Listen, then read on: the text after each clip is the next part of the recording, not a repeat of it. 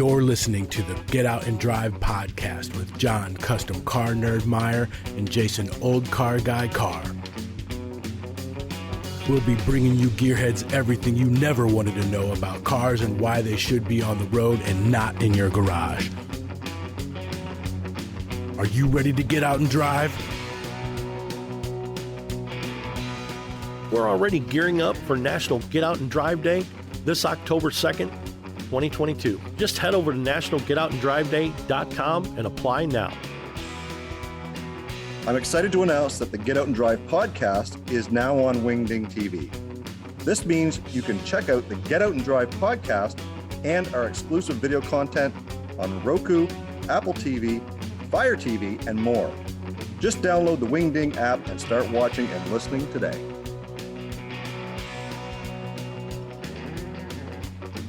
And we're back with another great episode of the Get Out and Drive podcast. I am John, Custom Car Nerd Meyer. And I'm Jason, Old Car Guy Carr. Jason, you know, we've got several people that we have interviewed that absolutely love cars, and they have forever. And you love cars and toys, and you bring all of that stuff with you as an adult, right? Absolutely. Everybody does, don't we? We do. And I've got a lot of toys and a lot of things that I've cherished and either lost through play or lost through time, or my mom sold them at the garage sale. Mom! But we certainly have an incredible guest here that seems to have had the drive to be involved with cars since he was little. We have Tim McGrane. He can certainly explain to us his love of cars from when he was a young child. Welcome, Tim. John, thank you very much. Jason, appreciate the opportunity of being on your show. Well, tell us a little bit about your history, and then we'll quickly fast forward to even more cool stuff of what you're doing now. So what was your spark? I grew up in England, Europe, and some other continents, but certainly Europe and England. Cars or motorsports is one of the major sports. Obviously in this country, it's football, baseball, and basketball.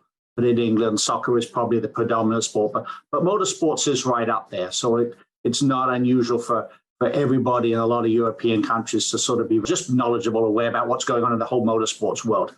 I actually grew up in a father. My father was a used car dealer. He had a dealership. He dealt in secondhand cars, used cars. Cars weren't his passion. He loved to play golf, and he had previously been a professional soccer player at a time when you needed another job to survive because they didn't pay you enough.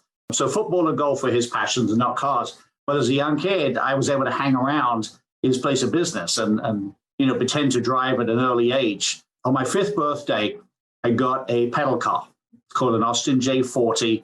So I suspect that if I'd been into cricket or soccer, I would have got a football or a cricket bat. But I got an Austin J40 for my birthday. And I've got some pictures, a couple of pictures of me sitting in it looking all very serious with my blazer on my cap. And I suspect I probably slept in the thing the first couple of nights. So I must have had a passion for cars from an early age, and that just continued. I grew up very near one of the major racetracks in England called Brands Hatch in Kent. Back in those days, the track used to host the British Grand Prix every alternate year between Brands Hatch and Silverstone. The Formula One race would go back and forward every year. And there was always something going on out there, cars, bikes, or motorcycles, all manner of things. So my friends and I, we would cycle out there at an early age and probably have a pair of wire cutters in our back pocket. So we certainly didn't have the money to buy a ticket. So it was that. Cars were very much a passion. Probably motorcycles at an earlier age because you pretended you were one of the great motorcycle riders as you rode around the neighborhood on a motorcycle or something with an engine on it, much too young, and certainly you didn't want to get caught by the police. But anything with cars and bikes have been free from an early age. I moved to California in the early 80s after coming out on vacation and going back to England and realizing that 2.5 weeks spent in Palm Springs was reality. So why don't I move there and focus the rest of my life on that experience? And ended up in California. So obviously sort of a car culture capital, and ended up in the sort of the hospitality industry because as a non-golf playing person with a newly minted mechanical engineering degree, I chose the one place in the world that didn't need engineers. And if you didn't play golf, you better find something else to do. And as part of a local group, I volunteered for Chamber of Commerce. A group of us got together. We were into cars, and we were trying to work out what to do to help generate business. The season down there runs from Thanksgiving to Easter. We decided, we're car people, and there used to be car racing in Palm Springs. Let's put on a car race. How difficult could it be? Those infamous last words. Well, what we did, we pulled off the first year, but we knew we were in over our head. We needed somebody else to come in and do it properly for it to go somewhere. And brought in the promoter at the time of the Long Beach Grand Prix. And he brought in a classic car auction company operator for the second year. And within the next year, I was offered a position to work in the classic car auction world. And since that time, I've been in different aspects of the classic and collector car world and the racing world. So that's how it all got started. That's a big snowball, isn't it, Jason? That's a lot of information to take in. But one of the things I got from that, I want to go back just a little bit and talk about what kind of got you into the cars and the racing and stuff like that. We always have a story, a dad or an uncle or a grandfather or something like that kind of got us there. But I'm curious to know what kind of fueled it. Obviously, you were sneaking into the races or whatever. Like, what fueled that as you grew up into adolescence and maybe into the ability to earn your own keep? Yeah, it was probably a combination. Again, I think that underlying interest in cars. My grandmother was actually one of them. She always had great cars. So we were very fortunate. And I do remember a couple of times when I was much too young, sitting on her lap as we were driving through the countryside and being able to sort of steer the car. I do remember that experience. When I was in school, because my dad was a car dealer, I'd actually had a focus. I wanted a Ford Capri. That was the sporty car of the time. I was just dreaming of that when I was 16. I had a part-time job working at a gas station on Friday and Saturday nights to save up money. My dad came home one time and he said, I've just taken this car in the part exchange. You should take a look at it because you can afford it. He was going to make me pay what he paid for it. And it was a 1970 Ford Cortina 1600E. I actually went down and looked at it, and I was really in a position where I really couldn't be that picky because I didn't have money for a Capri. And there was this car sitting in front of me that, I could work my way into. So that was my first car. A friend of mine, he wanted to buy my car. He bought an identical car. A friend of mine in England, Phil Robertson, still a friend to this day. He had built up some custom cars. He had built up what they call in England a Ford Pop, which is England's version of the 32 Ford. It's the iconic car that's hot rodded in England. And we'd go up to King's Road in Chelsea. That's where they did the monthly cruise. And I suppose it was hanging around with Phil and his friends and what they had done, and a couple of others that were into American cars, which is not the most practical thing to own in England. People are complaining about the price of gas over here now. In England, I think it was like $5 a gallon back in those days. But wow. that was probably it. It was those sort of school year where, once you could drive, and then we would go to all the different events. Obviously followed racing, loved racing, but probably the hot rods and custom cars were the first passion that drove a friend of mine, Phil. Pretty cool mentors and pretty cool people you hung out with. And that's great that you've kind of got that all together and you've got people that are in the same passion as you. No. And we always talk about, if you like ice skating, you got to hang out the ice skating rink. And if you like cars, you got to hang out the racetrack. And that is fantastic. Yeah. So you're involved with American Festival of Speed, correct? Actually, we call it American Speed Festival. Oh, okay. American Speed Festival. When it first got launched, they were going to call it American Festival of Speed, but we changed it last year. So it's formally known as American Speed Festival, and it's our flagship event. Okay, very good. And Woodward Dream Festival, or it's Woodward Dream Cruise? Well, there's the Woodward Dream Cruise, which is the sort of the legendary cruise up Woodward Avenue. So we've introduced what we call the Woodward Dream Show to complement the cruise, using the M1 facility. And the M1 Concourse name actually comes because we're located on Woodward Avenue, and that street's designation is M1, Michigan Highway 1, because it was the very first highway in Michigan. Mm-hmm. And I think it was actually the very first highway that had any section of it paved in North America. So that's where the M1 Concourse name comes from. Oh, well, that's fantastic. How long ago was that? I know it's been a while, but how long ago was that paved? Decades ago, in the late 1800s. Okay, I thought. I knew it was like a long time ago, because you don't get the designation as number one without being exactly it. Yeah, right, being a long time ago. Go ahead. Augustus B. Woodward was the gentleman that I think laid out the sort of the hub and spoke configuration of the roads in Detroit going out to there were no suburbs back in those days, but going out. So that's where the Woodward name comes from. Wow. Well, and I was hoping that the M1 had a little bit more significance brought back from England. Like I didn't expect Michigan one. I mean, I thought, maybe it was, Her Majesty's Highway number 1. No, it was Michigan one. Well, there is. My friends in England asked me because there is an M1 in England, and it is the first motorway that goes from the south of England all the way to the north of England. So, yeah, no royal connections. I know with all of the new things that you're involved with, American Speed Festival and the Woodward Dream, what are you doing at all or if at all, to bring new blood into our industry? Because we're always trying to push what drives youth, that we want to make sure that we give our information to the next generation. What are you doing to get the next generation involved in automobiles? Well, and that's a very important component, and I think every aspect of the automotive world in some way is looking to that as be a key part, whether it's the world we're in, classic and collector cars. You hear the automotive manufacturers are trying to work out how can they make sure that the young people want to learn how to drive and drive cars. Mm-hmm. I think when we were all growing up, that was the first thing. I had my driver's test on my birthday, which was quite unusual in England, but it was important. From our point of view, we have our signature events, and we try to sort of focus them on cross-generational activities. But what we also do here is, given we're in Michigan, we obviously can't do it year-round, like a lot of places around the country, these monthly cars and coffee events. It's very important. What we did this year is we themed it. So each month has a theme, whether it's a particular make, whether it's a Ford. This past Saturday, it was European marks. And one thing that we make sure is important to embrace all cars and all owners that come in here. Yes, it's easy to stop and talk to the guy with the 69 Charger or something special. A younger kid that comes in with maybe a project car that's not finished, doesn't look like a show car, or even later model. That's important, and they've got to feel like they're part of it. One of the things even though we theme the events, we try to just let the cars come in and park wherever they want.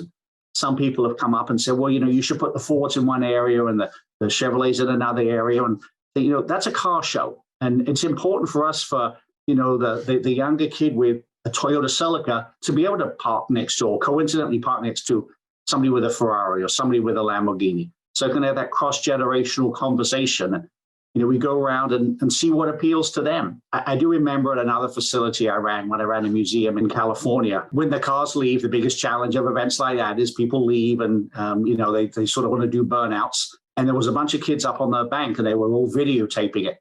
And there was a pretty special group of European exotic cars at this particular event. And I remember talking to these younger kids and they said, so which car did you really like? Thinking that they were going to say, the Enzo or the Lamborghini or whatever. Mm-hmm. And one of them said, the Toyota Celica. And then the other said, no, the 510, because they could relate to those cars. They could see themselves in those cars, as opposed to it being an aspirational car that you're going to end up with a poster on your bedroom wall, and that's the closest you may get to it. That's how we approach the events where, they can come in and feel like they're included as part of it. So you don't have a year cutoff for any of your events? Well, I wouldn't say if any of our events. For our cars and coffee events, we make sure, because they are open to the public, there's no charge. Okay. We make sure that there's no year cutoff, and unfortunately we've got the space here. So that allows us, we can accommodate. This past month, we probably had in excess of 1,500 cars parking around the track. The month before, when we focused on Ford, message went around to Ford employees. A lot of them came out. So that really swelled our numbers. We were probably in excess of 2,000 cars. And for some of these younger kids, to them, an older car is a car from the 90s, whereas, we may look at a car and look at it, it's 60s or it's 50s. So, everything's relative depending upon what generation they are. Mm-hmm. And that's important. It is. Everything today is generational, and there's all these memes floating around on Facebook and Instagram that say, when I think 20 years ago, and then what really was 20 years ago is two different things. I've got a young fella, he's 22 years old, and the cars that he's been brought up with over the last 22 years are obviously different than the ones that I've been brought up, and different than the ones my dad was brought up with. So, you know, when you're going into these events and you're able to walk down the line and you're able to see the Enzos or the Lamborghinis or the Mustangs or the Datsuns or the Z cars or whatever you're seeing, I agree. Having them all in the same place sort of brings a lot of those generations together, as opposed to parking all the Lamborghini guys over there, all the Mustang guys over there. You need to learn from those other generations, because if the stories aren't being told, they're never going to be retold. One of the things is, I look at the cars that I liked when I was a teenager, and it's changed dramatically. Yes, there's certainly a couple that are probably still on my list, but it's changed. Your taste change. You get exposed to cars that you maybe didn't know about. Certainly coming from England, I think I was quite aware of a number of what would be classic cars, but they were mostly European marques. And I came to the States and got to be more acquainted with Packards and pre-war Cadillacs and Duesenbergs. And you get exposed to a different sort of era, or some of the 60s cars that weren't the magazine cover cars. They weren't the 59 Biarritz Eldorado or something like that. Also, you get to sort of hang out with what your friends have. And where we all had the same cars. Whereas some people say, well, I don't want anything that he wants. I'm going to get something different. But another thing I've seen, and this is in England, and probably the same over here in some areas, that, you know, there's certainly, you know, one of the biggest challenges getting youth is the value of some of these cars. Now, certainly, you know, some of the classic and collector cars have got to astronomical prices. And I don't mean the very rare ones, but even, you know, you look at some of the Corvettes and the Camaros and the Mopar cars. So, you know, now they look at cars that, you know, what are affordable. And if you go back into, you know, the 20s or 30s or even the earlier, I'm seeing some generations where younger kids are getting into those. Because first of all, they get exposed to them. But then they find out, you know, they're extremely expensive compared to a muscle car, but they become passionate about them. There's an event in England that happens in November called the London to Brighton Run. It actually started in 1904, and it was to recognize what they call the changing of the Red Flag Act. Up to 1904 in England, somebody had to walk in front of a car with a red flag because they didn't want it to scare the horses. So they stopped it. So they started this run from London to Brighton, which is probably slightly over 40 miles. So they have had this run going on all this time. And over the last 10 years, the number of cars that participate has increased, and the average age of the participant has decreased. One, because you get, you know, families where the grandfathers pass it on to the dad or the son or whatever. Firstly, nobody driving any of those cars bought them new. So, you know, there's a lot of the saying, people go, well, the trouble with old cars, those people are dying off. So this is just that younger generations are being exposed to. But when I say 1904, every car, and there could be 700 or 800 cars that enter in that event, they cannot be old, they cannot be younger than 1904. So they can range from the late 1800s through to 1904, and they're very strict about the cutoff. And it is wonderful to see younger people driving some of these, you know, veteran car or brass era cars. And I think that's probably the case out here. I'm just very knowledgeable about that particular event. That's got to be crazy to see somebody that's not 90 years old driving a vehicle that's 04 and previous. Yeah. 04. Right. And it takes some doing with those things. You got to know what you're doing. It's you're not riding in those. You're driving them. It's a workout. Exactly. It is an actual Rube Goldberg machine that you have to do these things. Yeah. To get things to actually operate. And it's difficult. I've driven some of that type of cars, you know, cars with planetary transmissions and things like that, and cars that you have to have a mechanical background to drive. You know, you got to be a mechanical engineer to drive these things. And it's amazing. And it's great to hear that even that era cutoff of cars is so old, and that the next generation is getting involved. That's fantastic. So thank you for what you do. Yeah. Well, you know, it happens around. There's a number of organizations that are very driven in making sure that, you know, we keep the hobby alive, because it's a business, it's a lifestyle. There's lots of people, but it is important to make sure that we pass on, you know, the love and the passion for older cars so we can continue it.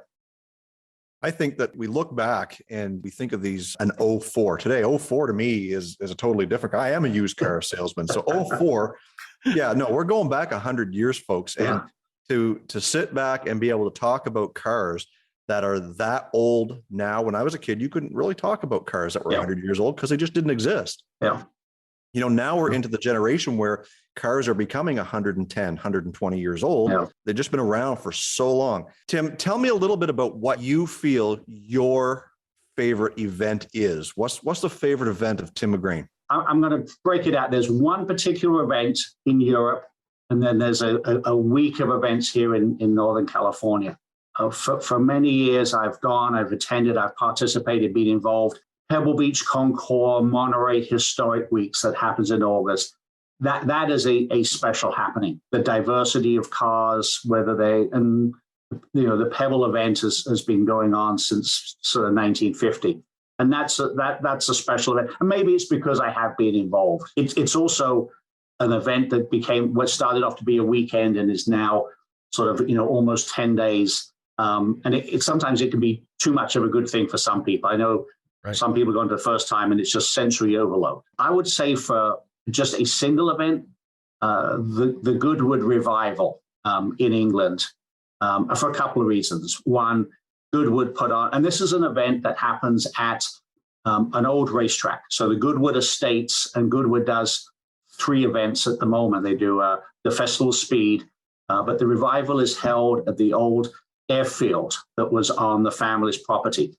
It was a racetrack from 1948 through 1966.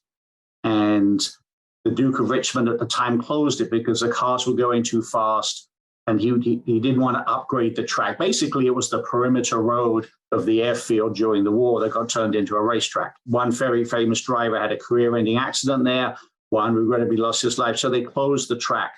But it got opened up by the current Duke of Richmond, probably 20 plus years ago. But it's like going back into a time warp. Everything that happens at the event has to fit within the theme of 1948 through 1966. The cars, people are encouraged to sort of, get up into the dress. So you see the largest collection of people with, World War II uniforms, probably the most Marilyn Monroe lookalikes you're ever going to see in one place. And Charles March is very much about theater. So he creates all these they're large areas and vignettes that play off different things in British history. And I remember one year I went there. It's a 3-day event, Friday, Saturday, and Sunday. And I look back and I think, I don't think I watched a single car race on the track because there was so much going on and so much to look at in the pits and the paddock. So that probably would be sort of equal as a single event, Goodwood Revival. But the Pebble Beach weekend is another great happening. It is crazy when I see pictures of that type of thing, and you can take black and white photos of that, and they create an air of a time period. And it's just astounding. The people that specifically either restore cars or build cars or attend that to be in that time period, in that era. It's absolutely incredible. Yeah. Well, one of the things, Jason, the point you said earlier about, people talking about older cars now, one of the things that's made that happen over the years is that, there was a time when to get an older car, you didn't know where you were going to get the parts. You didn't know who could fix it. You didn't even know where the parts were available. Mm-hmm. Now there's such an industry around collector and classic cars that somebody can be a lot more comfortable in owning an older car. And if they're not that hands-on person, they know that there's the resources or the availability to keep the car running. And I think that's probably one of the biggest drivers in collector cars. Hey, we always have selective memory, don't we? We go back to get the car you had when you was a kid and you drive it and you go, this isn't quite as good as I thought it was. It rattles, it shakes, it's not comfortable. So, it's created the whole resto mod culture where, guys, I've got my 56 Corvette, but it's really a C8 underneath. Right. That's exactly true, because I know, Jason, we talked quite a lot about education, either for customers or for people building restored vintage cars. They'll get out of a 55 Chevrolet and into 2022 Mercedes, and they think their 55 Chevrolet is broken. Yeah, it's not running right because they're used to all the new modern convenience. And that plays a big part is education of people and explaining to them about the mechanical limits of a vintage car. That's a great point that you make too. With the advent of the internet, it allows people to go to places like racingjunk.com, who is a proud sponsor of the Get Out and Drive podcast, that they can go and choose the exact part that they're missing, or they need to sell something, they need to clean out that garage, and they can go to racingjunk.com, no fees, sell their junk, buy whatever they need for their cars. It's a great place to be. I know we talked a little bit about information to be passed on the next generation. Is there anyone or any organization in particular that you are supporting that is youth oriented? We have a couple of things here from a driving point of view. We started collaborating with an organization here in Detroit called Team Street Skills. Mm-hmm. A former IndyCar driver, Robbie Buell, has created this program a number of years ago. He does it down in downtown Detroit in a place called Belle Isle. But this year we brought it up here to City of Pontiac. And it's to teach students that know how to drive, but teach them advanced skills. Because as we know, it's the ability to sort of make sure you know what you're doing and be taught to how to drive, as opposed to that self-taught program. And you see, as unfortunately accidents that happen and tragedies happen. So that's probably one of the programs specifically here to M1 that we're very pleased to be involved with, and we look forward to expanding that because it's a free program for the school students. They can just come, Team Street Skills, bring the cars, and they have professional instructors, again, take them through so that if they are on the road, because the trouble is nowadays, the cars are so great at all levels. You think you're a good driver, and I'm not saying that everybody isn't, but you watch somebody who thinks they're a good driver and you put them in the car and you turn off traction control and all the driver aids, and they find out they really aren't quite as good as they thought. So that's a program that we have here. And then secondly, the Hagerty organization, as much as they're mainly known for, the time in the insurance world, I think what they're doing for getting youth into different aspects of the automotive world. I've had a long relationship with Hagerty. We formally have a relationship with Hagerty here at M1 Concourse. We support what they do in bringing youth and younger people into different aspects of the car world. That's a big thing. Is I said it before, if we're not able to listen to the stories told by our elders, then we'll never have those stories to pass on to that next generation. And when things like driving teen street skills, what an amazing thing that is for kids, for high school kids, because I know when I was in high school, I couldn't wait to get my license to get out there and just burn up the streets because you thought that was a cool thing. We drove way too fast in vehicles that just couldn't handle it. But what an opportunity for teens to learn some of those defensive driving skills. Of course, I learned to drive without ABS brakes and all that type of stuff too. But John and I have had this conversation several times about the skills needed to drive a car today are far less than what they were just 20 years ago, maybe 30 years ago, because we have this false sense of safety built around these cocoons that practically drive for us today. Yeah. And having that available to high school kids to learn, kind of like a grassroots, this is plain Jane, get you back in. I think that's an amazing program. Is that something that maybe you could see expanded, not just where you are, but clear across the country? I think there are some other programs like that. I'm familiar on the West Coast. There is an organization that has a similar program. The name of it is Brakes, and I can't remember the full breakdown of the acronym of Brakes. It's supported by some of the automotive manufacturers on the West Coast, and I'm sure there are others. Our production manager, she did get the acronym for Brakes, and it's be responsible and keep everyone safe. There we go. In the sort of relatively short time I've been here, I've been in this position just over a year, and I knew Robbie before, but when we met just a few months ago and I went down to see his program, I thought it was important. Oakland County, where we sit, is a very affluent county, but the city of Pontiac is not. So we need to make sure we bring resources here to help the community and the residents of Pontiac. And I think another thing to the point about, yes, there's the driving and there's the cars, but the collector car world to keep, younger people to pass down not only the history and knowledge, but the skills, the skills of working on some of these older cars. And I'm not saying, become a mechanic or a grease junkie, but the world of automotive restoration, has its own need to make sure that with the craftsmen, the older people now that know how to build those older engines or work on the bodywork or do the interiors. And the McPherson College in Kansas has a wonderful program over a number of years. And they actually have I think it's a 4-year degree on automotive restoration. And they've been doing this for a number of years and they do a great job. And some of their people come out there and they think they've all got a number of companies that are ready to hire them because they've got such a good reputation. But passing down that knowledge, whether it's restoration or even the car world. I mean, you see these car shows and there are judges that specialists in whatever car, whether it's Corvettes or Camaros or any of those.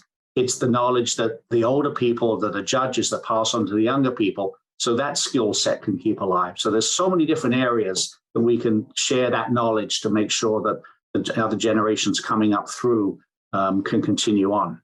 Tim, definitely talk to us about the garage community at Champion Motor Speedway. I know we spoke a brief minute off camera and you said it was so popular, it is already sold out. Is that correct? It is. So all 250 of the privately owned garages are sold. The last phase, the last 80 garages closed out. Some of those are still being built out. So what we did here is we built the buildings and we delivered to the owner basically a clean white box. So it's a 2-story or a structure that has the ability to be built out to 2 stories inside. And what we find out is there's a real cross-section of what people will do with the interior. So you've got some people that are very much into their cars. So they've got their race cars or whatever cars they have there. They've got a lift, got their tools and the obligatory, couch, refrigerator, and television. And then the other extreme is something that looks like it's in Architectural Digest, like a New York City apartment. It's got white marble floor, got chrome handrails, mirror and glass, and then all different themes in between. The sort of consistent thing is how do they display their cars? It's not just a place to store cars. It's very much about displaying cars. So some of them have got very creative with, extra tall lifts. So when they built the mezzanine, which is the sort of the common area, the community area where they have a pool table and a kitchen and all their sort of games, some of them have had these lifts with extra tall posts. So when the car comes up, it sits flush on the floor up there, like that's where it's on. So it's really interesting. They're very creative with the themes and what they've done. But it's and not everybody that has a garage here is part of our motorsports club, which gives them access to the racetrack. Some of them just are here because they're car people. We have one particular gentleman that's passionate about cars from the late 20s called Kissel Cars. He's got 8 or 9 of them here, and I think he's got a number more at his place at home. So that's not a car that you take out on a racetrack, but he likes to be here because it's part of a car community. Bring me up to speed. Is this finished and something that's actually up and running, correct? It is. So the track, we got a 1.5 mile, 11-turn track, and that's been operational for about 5 years. The place opened about 6 years ago with the first phase of garages. The track opened about 5 years. So now all the garages are built and complete. Our new event center, about a 30,000 square foot event center, opened last October, and that sits right on pit lane. It was very much sort of designed around, sort of automotive use, but it can be used by, industries, social events, fundraisers. We use the property for a number of events that we do, our signature events, 2 of which we talked about earlier. We have some companies that come in and do corporate events here, whether they're car manufacturers or any of the suppliers. They can use the event center, with or without the track. The garage community, they have, if they're a motorsports club member, they get a certain number of hours per month that they get access to the track with our motorsports club days, and we spread that out. It could be early in the morning, it could be lunchtime, it could be during the day, in the evening, weekend and weekdays. And then we have some third-party companies that come in and do car events.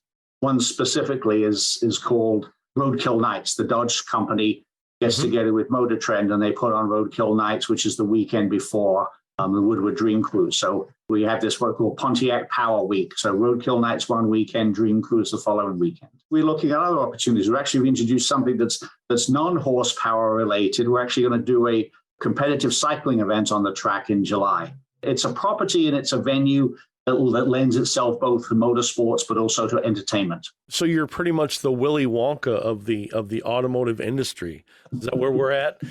That's what I gauge from this. Well, I think it's more of we like to think more of a Disneyland. So very good.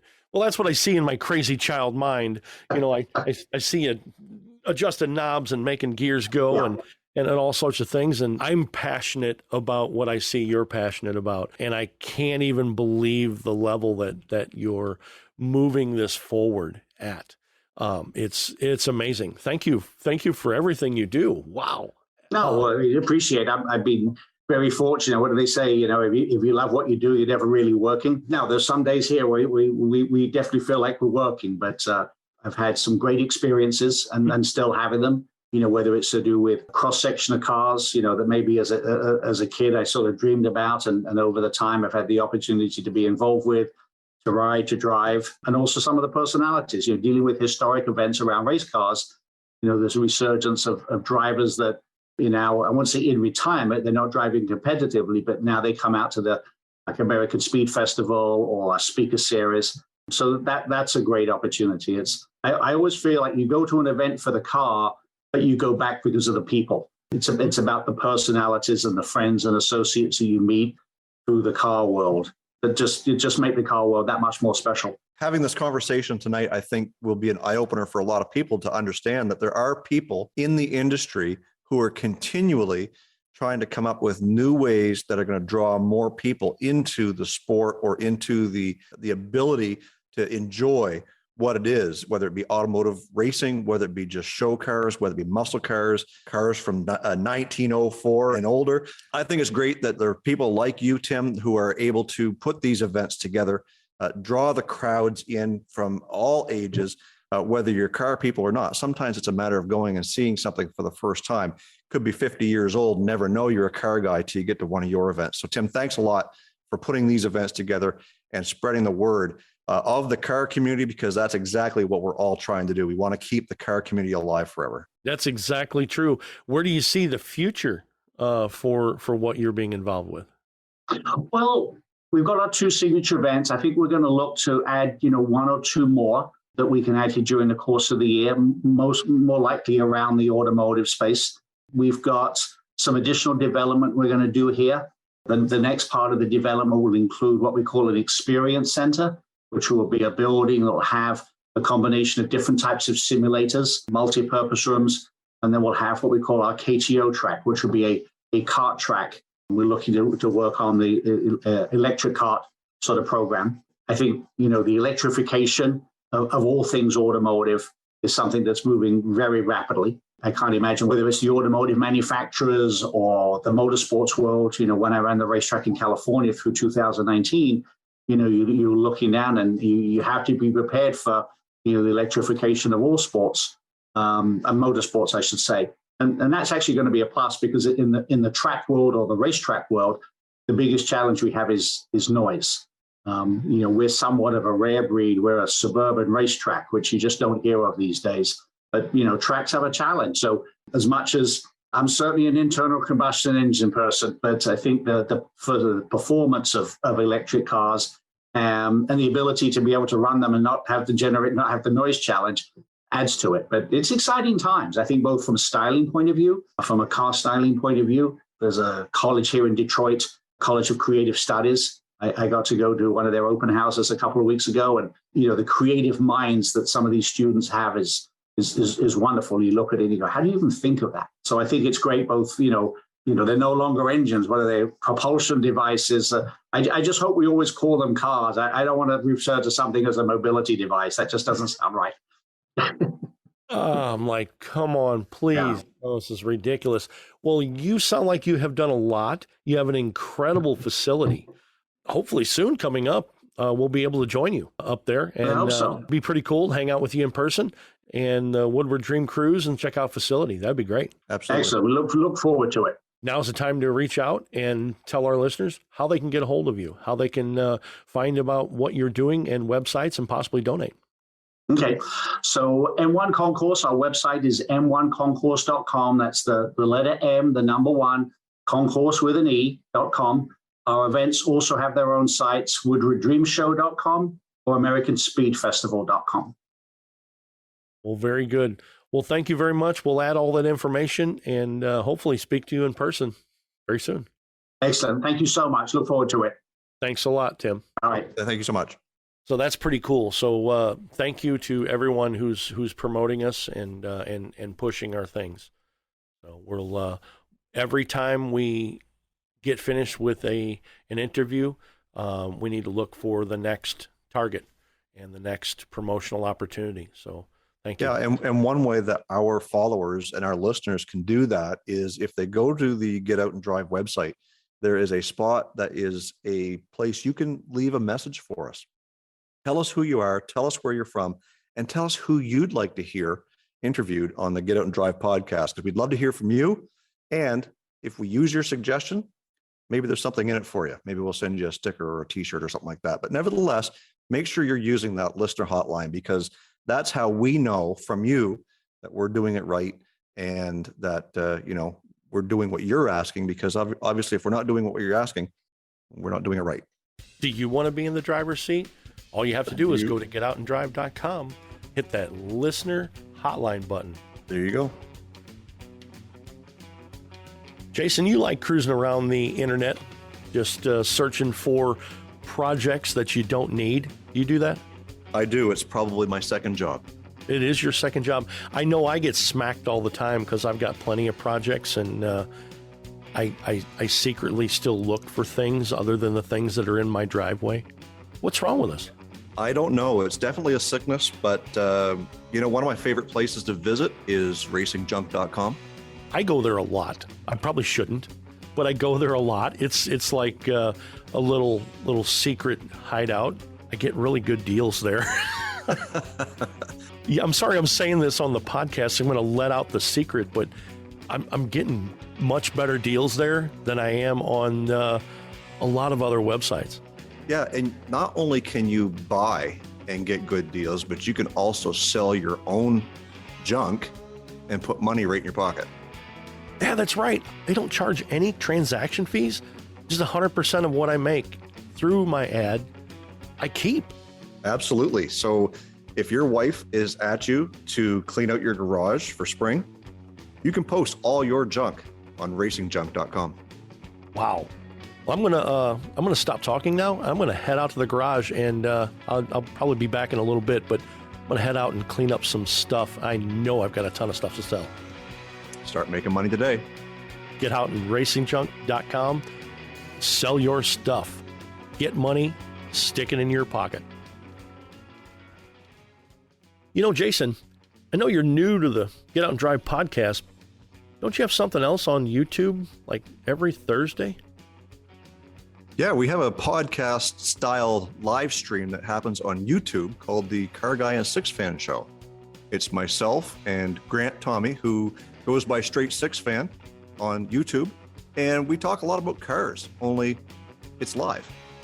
If you're not getting enough on the Get Out and Drive podcast, you can head over to the Car Guy and Six Fan Show every Thursday evening at 7 o'clock Central. It's a collaborative effort between myself and Straight Six Fan. So it alternates from my YouTube channel to his every Thursday night. I've been there. It's cool. That's where all the cool guys hang out. It sure is, and we look forward to seeing you again. Are you looking for more action-packed car content? Head over to YouTube for the Car Guy and Six Fan Show on Thursdays at 7 p.m. Central Standard Time.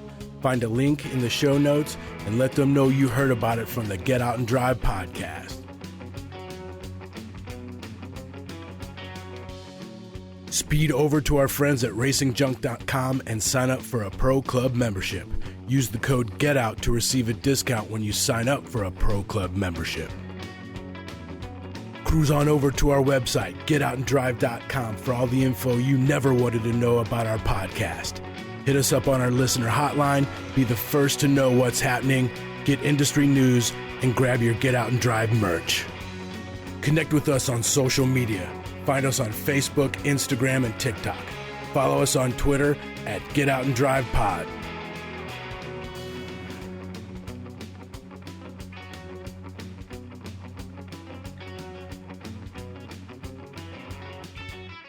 What drives you?